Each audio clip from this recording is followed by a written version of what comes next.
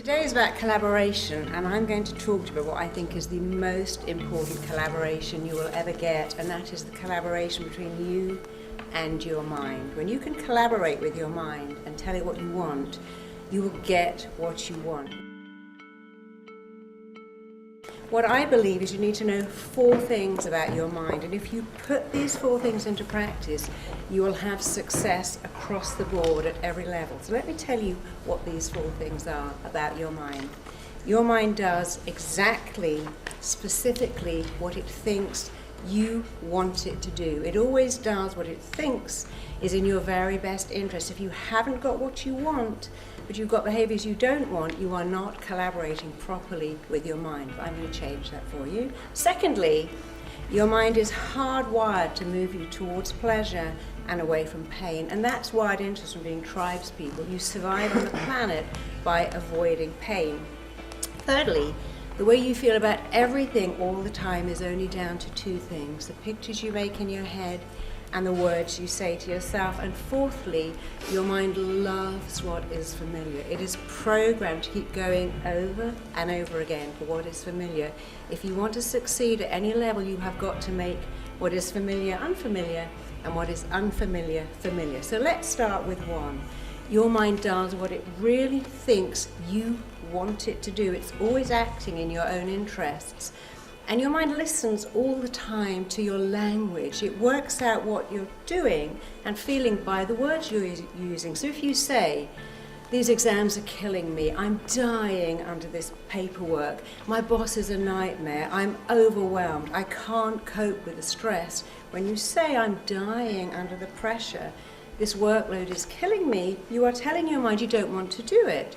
And if your mind thinks you don't want to do it, guess what? It will encourage you to procrastinate, bunk off, and not apply yourself.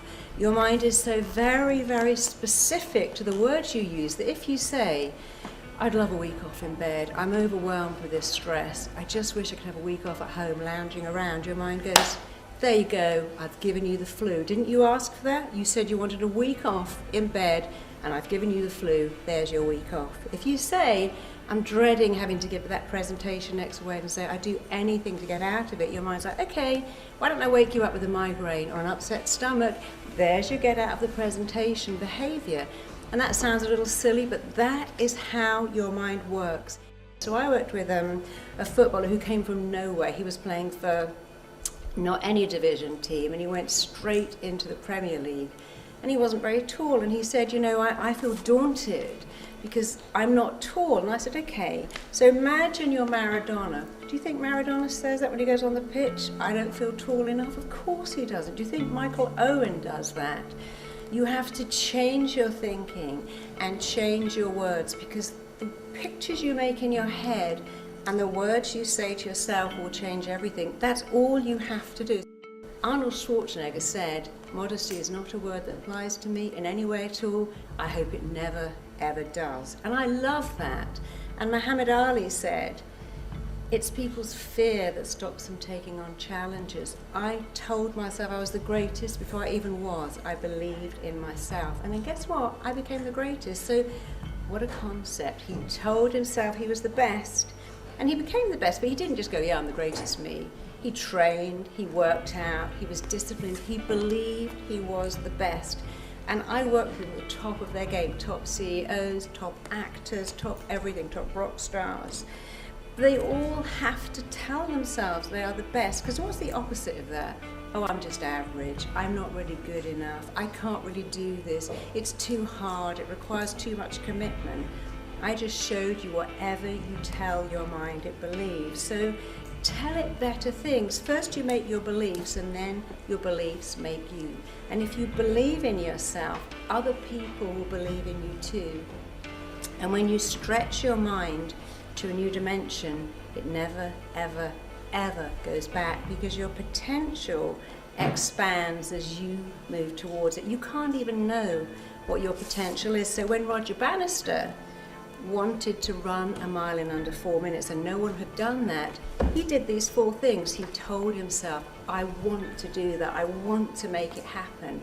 He linked massive pleasure to doing that. He saw constantly his body going through the tape at 239 seconds, and he made it familiar because he did run a mile in under 4 minutes, and that same year 8 more people did it. The following year 57 people did exactly the same thing.